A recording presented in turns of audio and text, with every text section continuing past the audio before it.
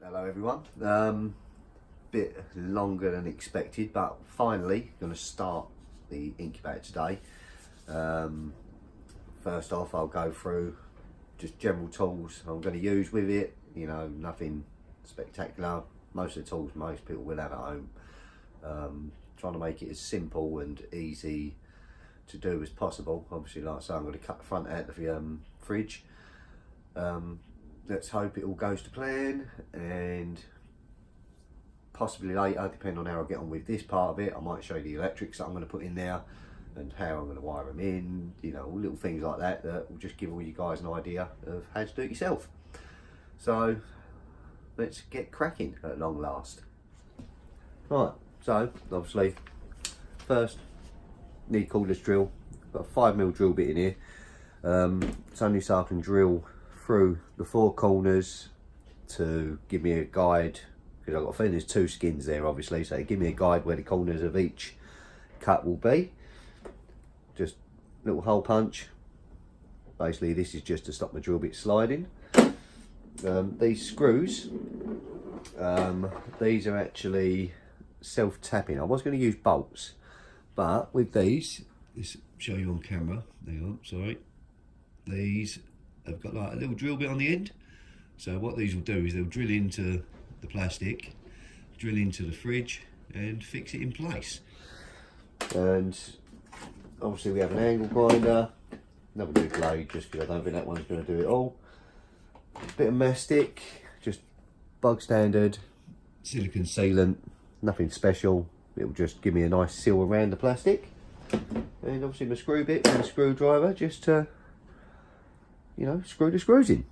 Like I say, later on, as long as I get on the right with this, I'll get on with the electrics and show you some of that. But I'm going to cut the front out first. Right, so first off, let's get the holes drilled. Use your centre punch.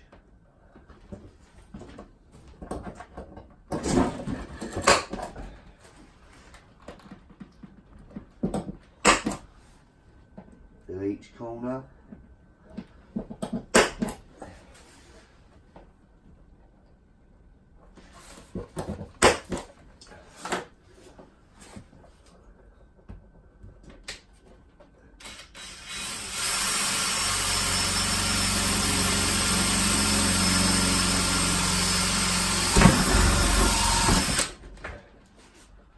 Yeah, that's gone straight through.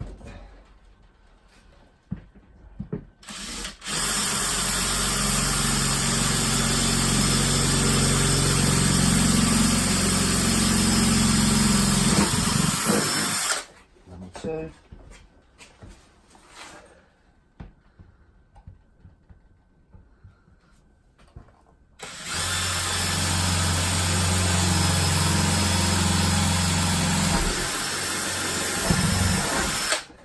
Three.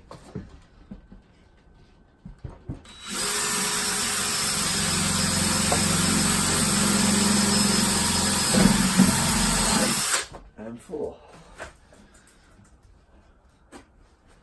Right, so these shelves are definitely going to be in the way, but we will sort that out.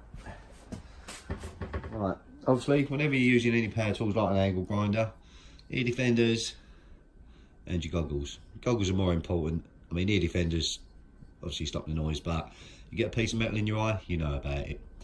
So let's cut this out. What shall I say? Let's get armoured up and then cut it out.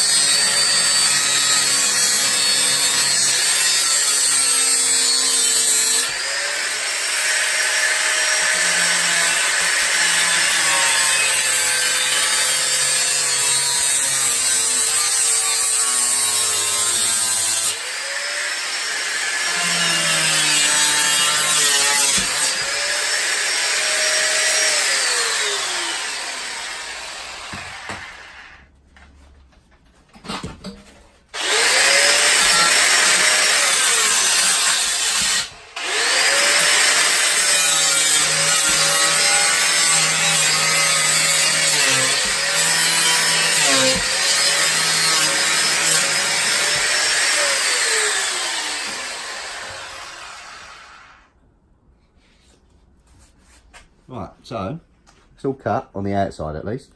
But I've got a feeling behind here there's going to be like an insulating foam sort of stuff.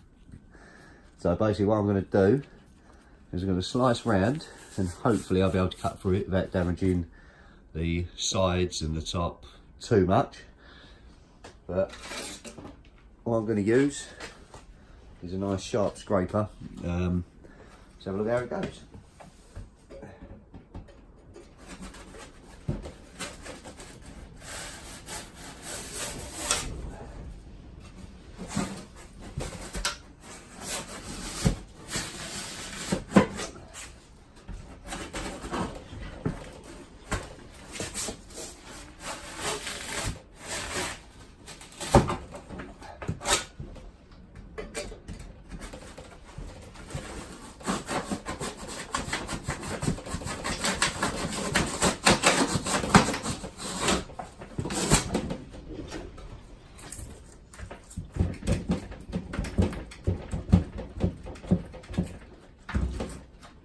One bit that don't want to come off.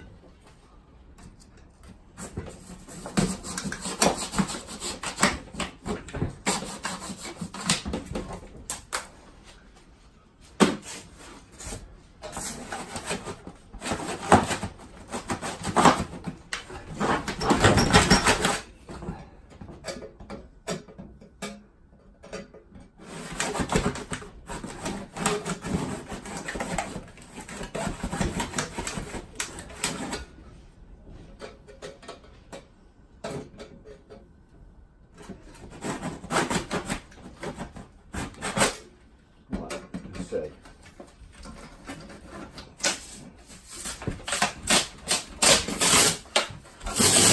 There's the insulation.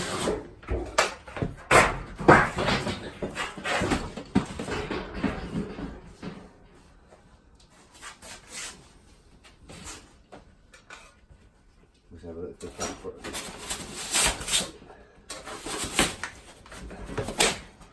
You don't want to come in, it's quite well stuck.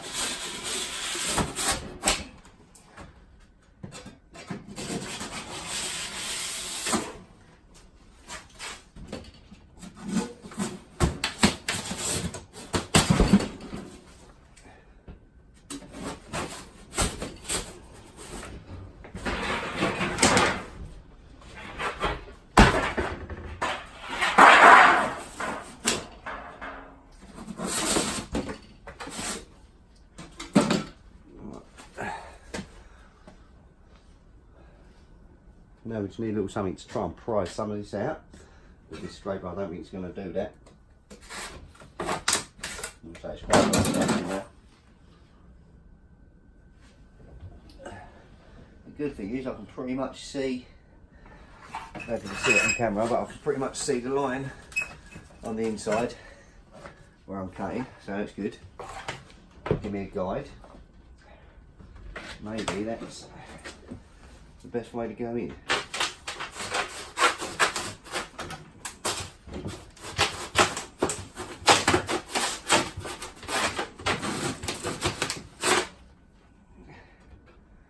I think I'll have to cut through these to get it out. So let's quickly cut those. So decided to use a handsaw. Say an old one.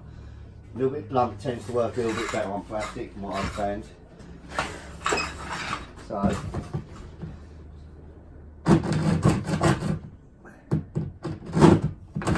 this isn't the strongest plastic in the world. Obviously just be careful not to cut the seal.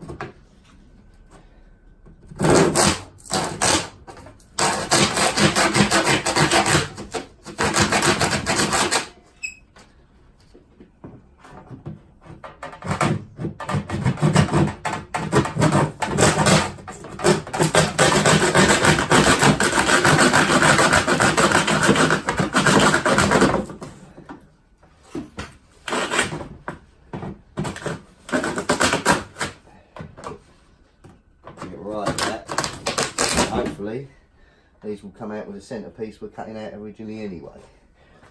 So this part, I reckon I could probably just use this Stanley blade just to cut through the last bits. This plastic inside, like I say, isn't the strongest, so hopefully this will work, save me doing any more cutting with the angle grinder, that is.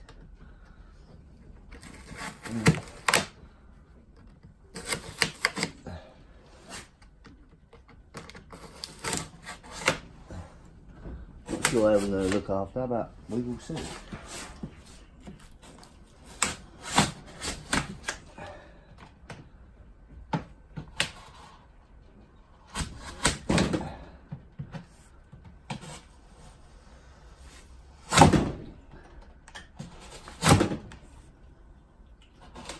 Because obviously you can always have a trim up after, if need be.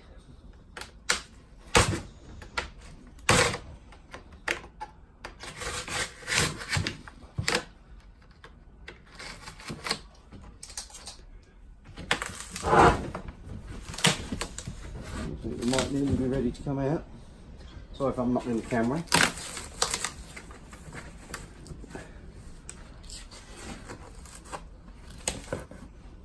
Getting there, slowly but surely.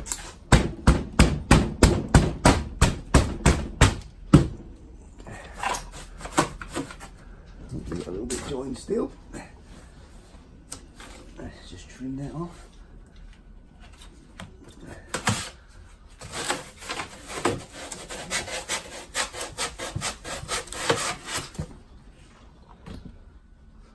Right. So it's worked pretty okay. It's not the neatest job in the world, but let me move the camera. Sorry for the jiggling around. Just want to be able to shut the door. Right, bit of a clean up, but there we have the window. As you can see, the window is now in the front. So what I'll do now is I'm going to just quickly clean up around the edges, just give them a nice straighten up and fold down. Get rid of bits like this that obviously we don't need. Make sure it's not sharp.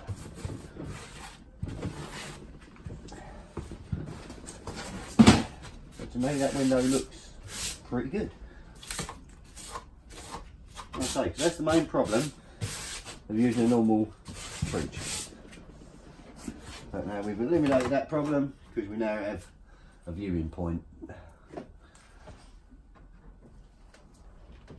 So far, so good.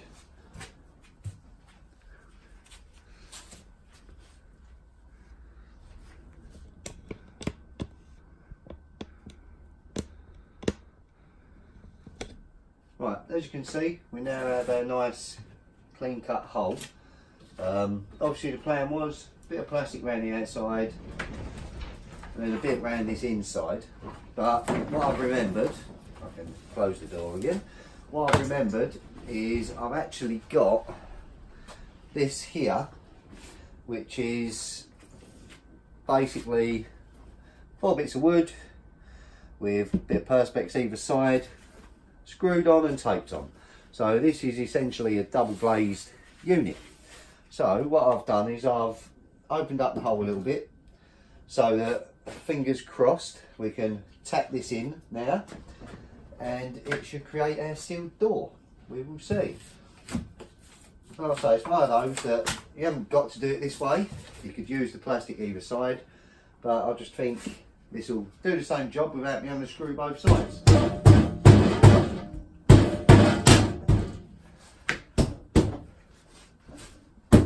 Nice tight fit.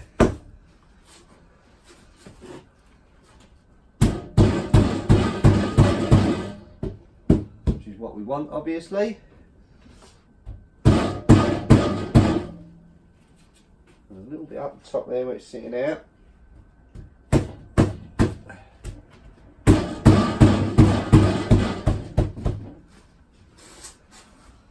Well, there we have a door.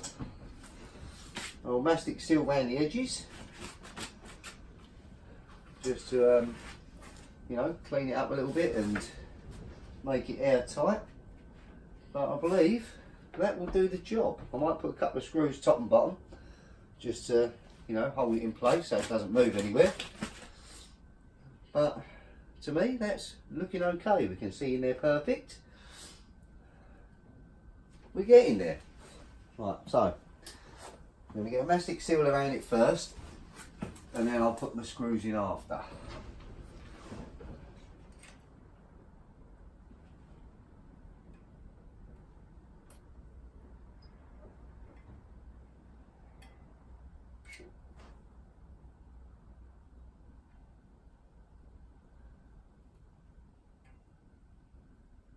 As far as I'm concerned, this will be airtight by the time I've done this.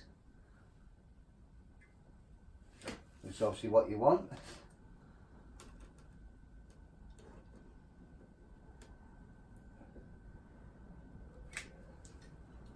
Across the top.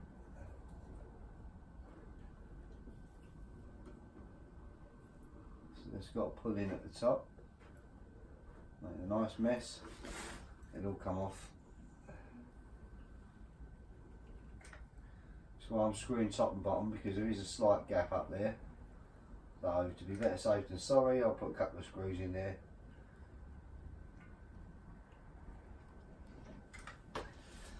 I'm actually also considering spraying the fridge just to make it look that little bit better. Only aesthetic, you know, it's nothing to do with the actual workings of it.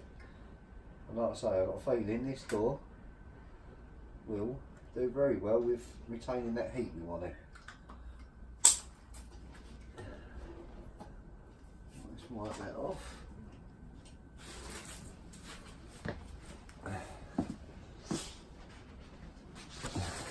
Get that bit off the perspex.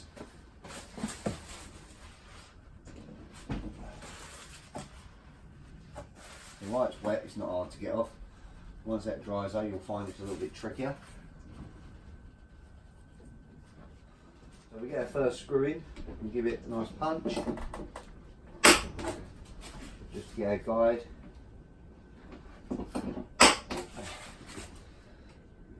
Same at the bottom. Number 4. Right.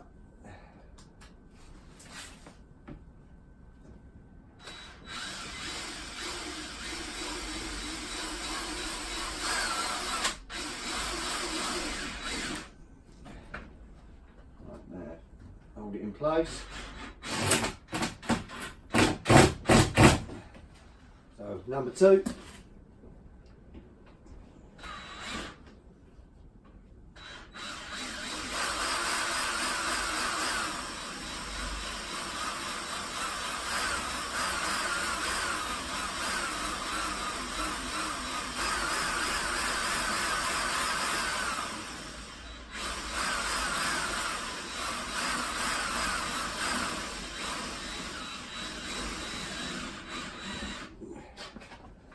In a bit, hold it from the other side again.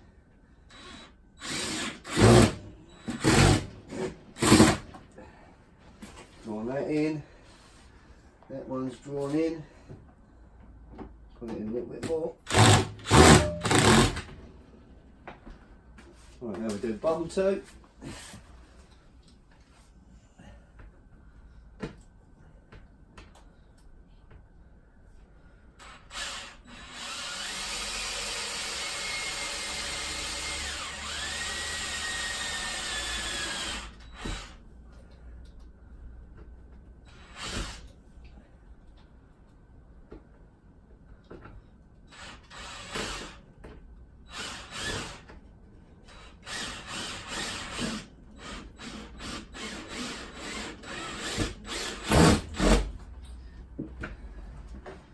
In again.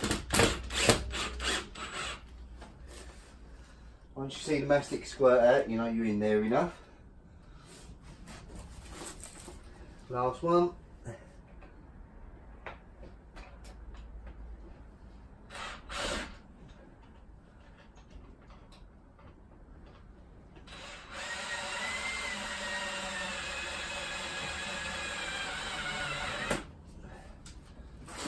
Same again, on the other side. A bit tricky, it'll be easier with someone else holding it for you, but there we go.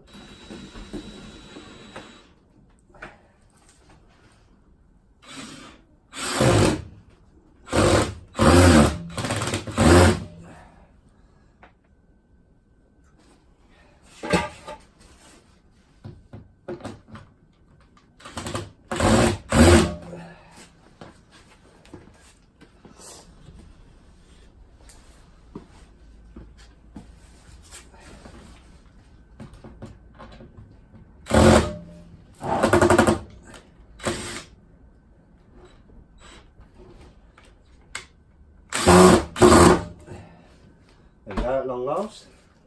Had to change the screwdriver a bit there. Now all the sides should be done, so if we give it a little nice clean up around the edge.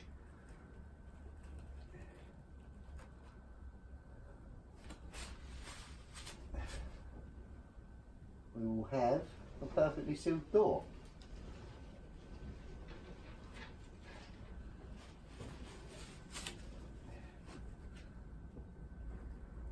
A little bit top and bottom because it's a bit wider a gap because there's a slight curve to the fridge.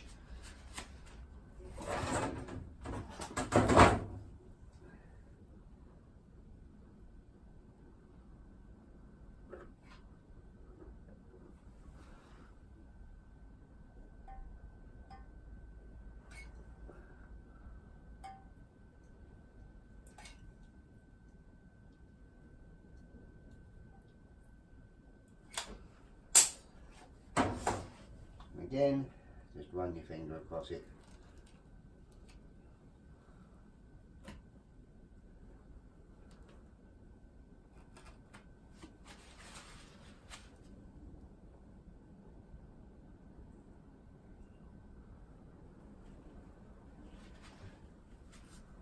And there we go. Bit rough and ready, but we have a sealed door that we can actually see and hatchlings through. What I'm going to do is I'm just going to put some tape around the inside just to seal that. If I can find the tape, there we go. Just regular duct tape will do the job.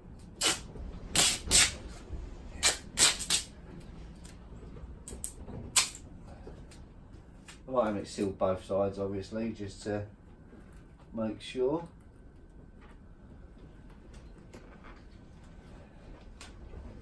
Worst bit is trying to keep it nice and straight, just so it looks a bit neater for those guys out there that do like everything looking nice and neat. Get the knife, which I know's around somewhere, but I'm getting myself in a bit of a mess. Tools everywhere. Cutting around any little parts where it won't just fold.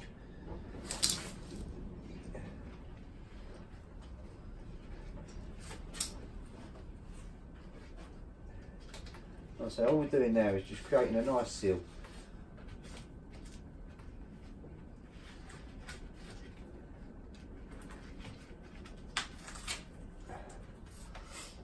That's one side.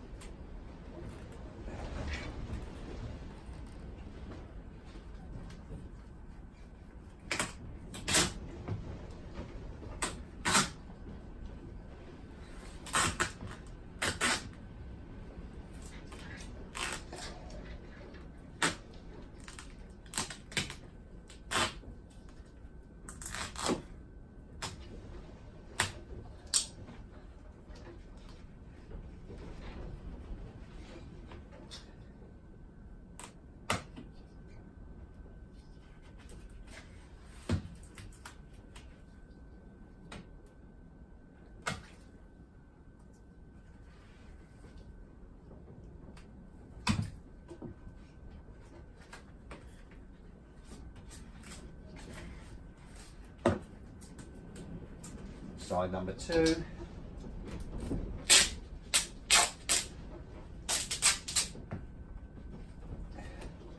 Believe it or not, it's actually a lot easier to tear duct tape than it is to cut it with a knife.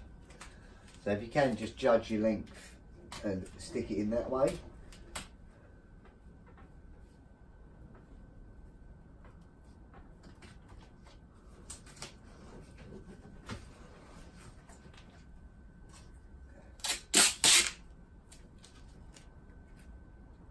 last bit.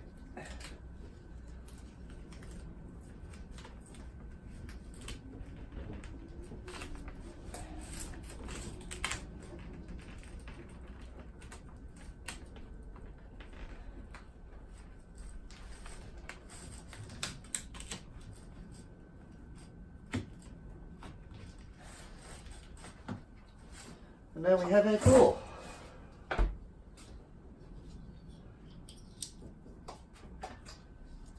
I'll have a little tidy up and then we'll get back. There you go. Door is in. I'll say it's not the prettiest, but as you can see, it's all sealed, and most importantly, you can now see through it.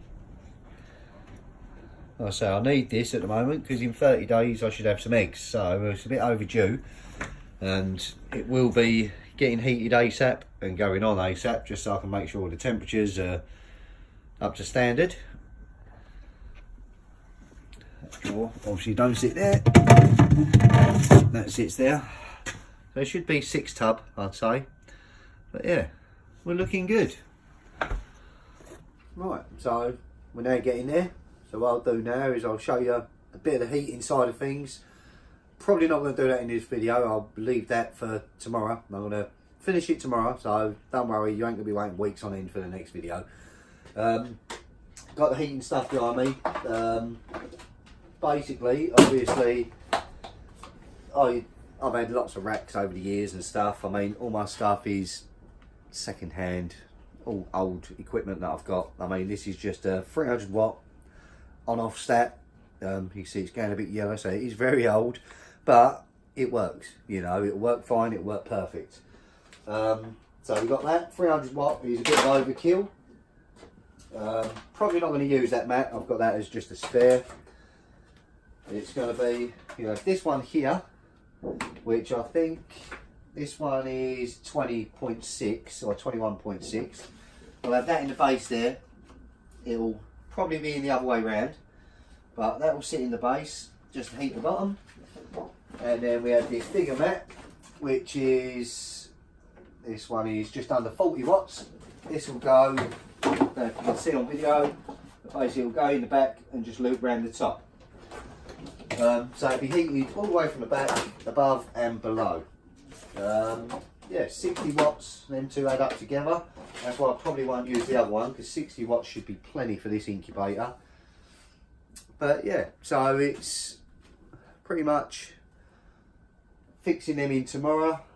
I'm going to give this a bit of a spray over, I think. I'll give it a clean, and it don't seem to want to clean up very well. So I'm going to spray it black, so by the time we see it again tomorrow, fingers crossed, as long as I can get it done tonight, it'll be black. I mean, literally again, only gone cheap and cheerful. I've just got some alloy wheel paint, because obviously it's designed to spray onto metal anyway. So I'm going to coat this up tonight and let it dry, and then we'll carry on tomorrow.